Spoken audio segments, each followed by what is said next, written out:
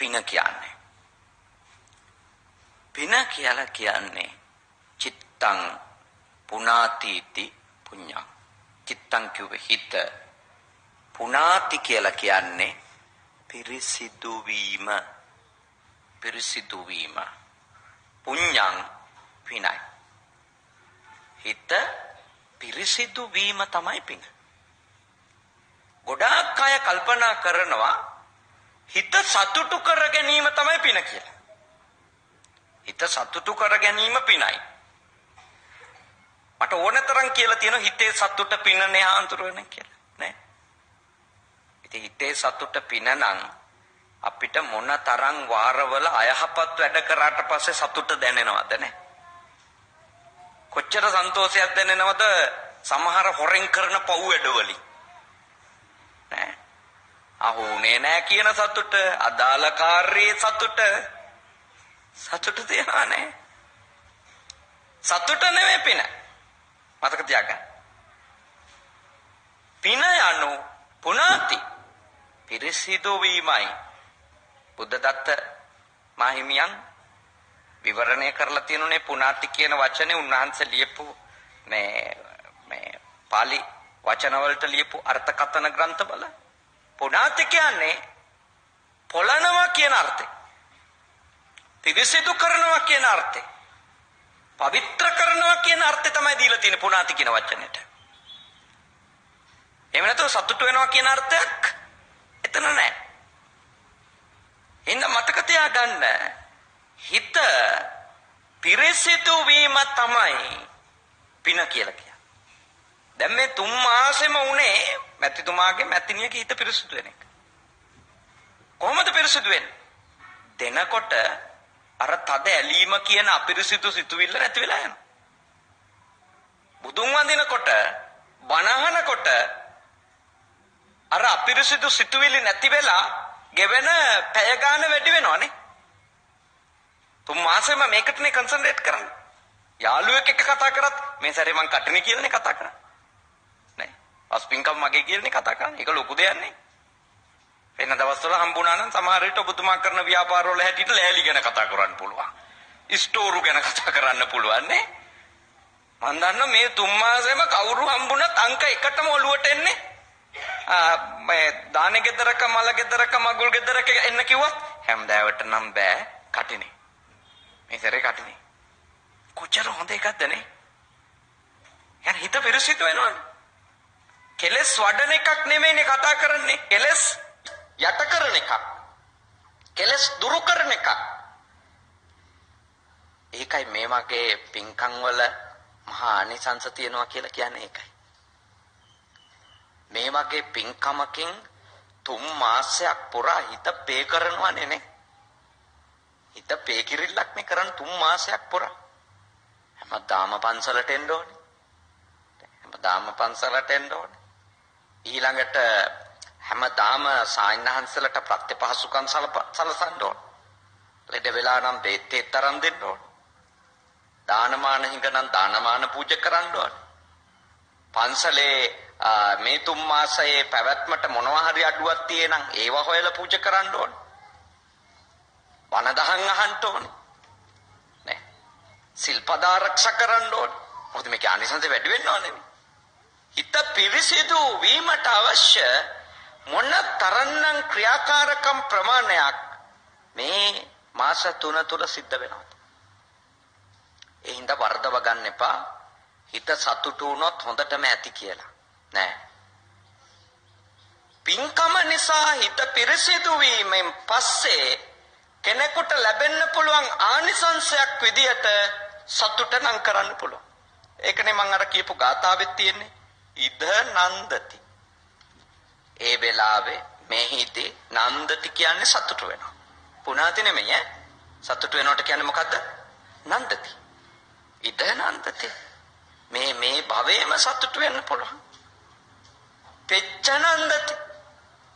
පසු භවයකදී සතුට වෙන්න පුළුවන්. භවයකදී නෙමෙයි භව ගණනාවකදී. ඒ කාර්තකතනයක්. ඊළඟට පින්කම කරන වෙලාවටත් ඉද කියලා කියන්න පුළුවන්. පින්කම කරලා ඉවර වුණාට පස්සේ කියන්න පුළුවන් පෙච්ච කියලානේ පසුව.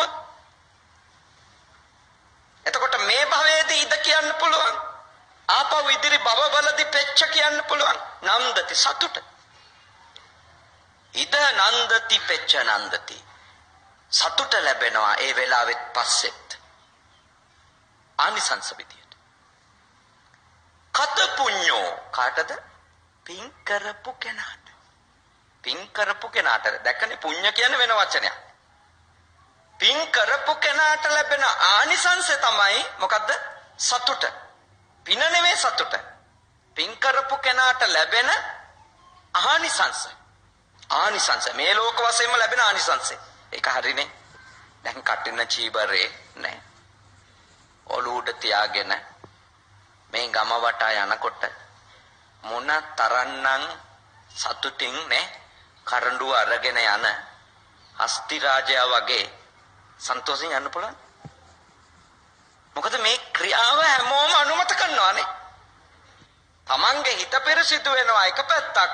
අනෙක් පැත්තෙන් මේ ක්‍රියාව නිසා ලැබෙන ප්‍රශංසාව අගය කිරීම නිසා මේක අනිත් එක යහපත් ක්‍රියාවක් නිසා අනිවාර්යයෙන්ම හිත තුළ විශාල ප්‍රීතියක් විශාල සතුටක් නිර්මාණය වෙනවා.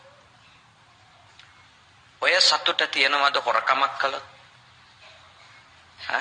නෑ කරන වෙලාවෙත් බයෙන් වෙවුලනවා. කරාට පස්සෙත් වෙවුල ඉන්නවනේ. අද අහුවේද හෙට අහුවේද ඈ දේශපාලකයෝ විතරද FCID කැඳවන්නේ අපි කැඳවන එකක් නැද්ද ඈ හොරා බයෙන් ඉන්නේ. හොරා හොඳටම බය වෙනවා. හොරකම් කරපු එකනා ඒ වෙලාවෙත් ඇවිත් ඉන්නේ. ඒක තමයි විපාකේ. පෙච්ච තප්පති පස්සෙත් ඇවිත් ඉන්න බයෙන් ඉන්නේ. කතා කරන්නවත් බෑනේ. දැන් මේ පින්කම ගැන 3 මාසයක්ම කතා කරා නේ. තව කොච්චර කල් නම් කතා කරන්න පුළුවන්. ඕන කෙනෙක් ගාවට ගිහලා පින්කමේ වාර්තාව දිගාරින්න පුළුවන් නේ. හැබැයි අයහපත් වැඩක් කරා නම් චැප්ටර් එක වහනවා මිසක නේ. ඒ පරිච්ඡේද ඉවරයි කියලා වහලා අංගනවා මිසක කිසි කෙනෙකුට කටක් කරලා කියන්නද? නේ. ඒ හින්දා හොඳට තේරුම් ගන්න මේ වගේ පින් කටයුතු කරනකොට ලැබෙන ප්‍රධාන පෙළේ ආනිසංසය තමයි සතුට හම්බ වෙනවා. අනිත් එක තව හොඳ ආනිසංසයක් මේ පින් කටයුතු වලදී ආනිසංස නේ.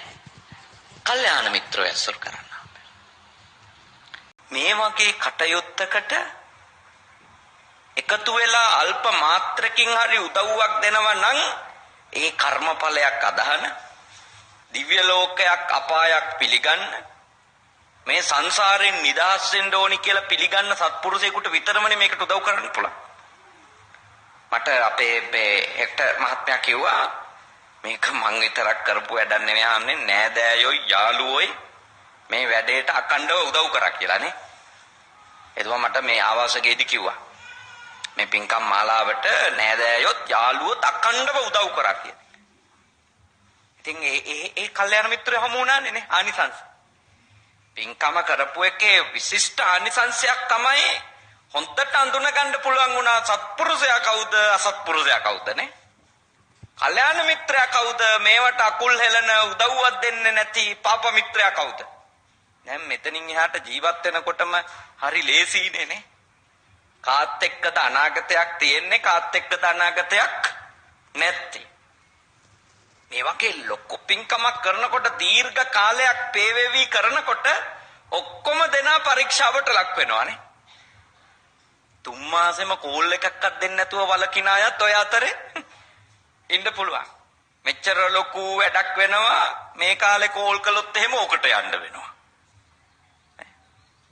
පෞකාරයෝ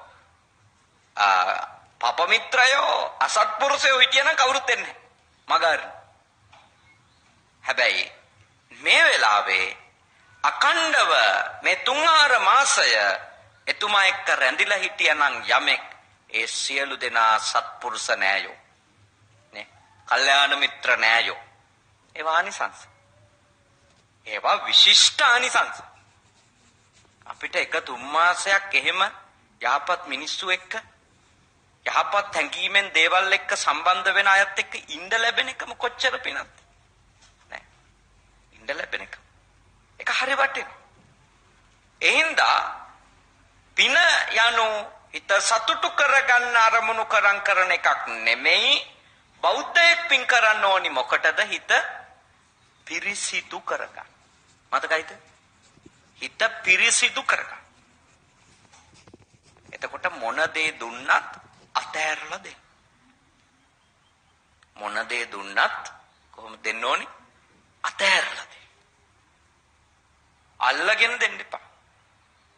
අල්ලගෙන දුන්නොත් ඒක නියම අනිසංසයක් ලැබෙන එකක් නෙවෙයි. ලැබෙන්නේ නැහැ. නියම අනිසංස ලැබෙන්නේ නැහැ. මොකද බෞද්ධයාගේ දම් දීමයි බටහිරයාගේ දම් දීමයි එකක් නෙවෙයි දෙකක් නේ. බෞද්ධයෙක් දම් දෙන්නේ මොකටද?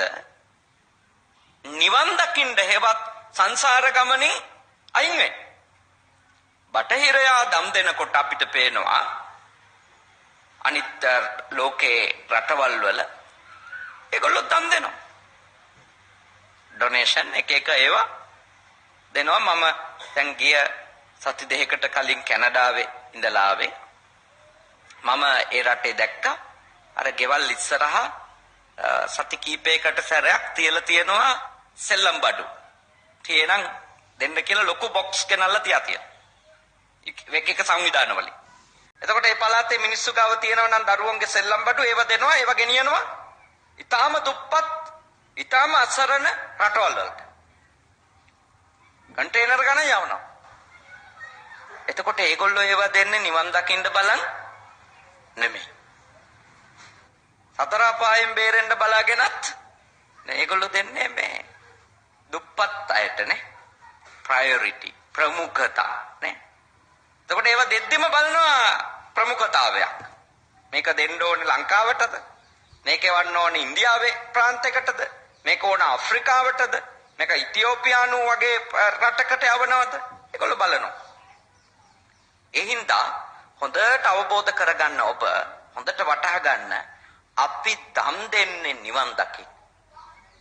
නිවන් දකින්න දම් දෙන අය අනිත් මිනිස්සුන්ටත් වඩා අත්හැරලා දෙන්න ඉගෙන ගන්න ඕනේ. අල්ලගන්න දෙන්න නෙමෙයි. දායකයා අල්ලගන්නත් බෑ නේද? වෙනත් ලෞකික දේවල් බලාපොරොත්තුවේ ඔළුවේ තියාගෙන දෙන්නත් බෑ. ලෞකික අරමුණු අපේක්ෂා ඉෂ්ට වේවේ ඔබ නිර්වාණ අවබෝධය කරා යන ගමනේදී ඔබ දීලා තියෙනවා. ඒත් ඒක ඔබේ ප්‍රාර්ථනාව වෙන්න බෑ.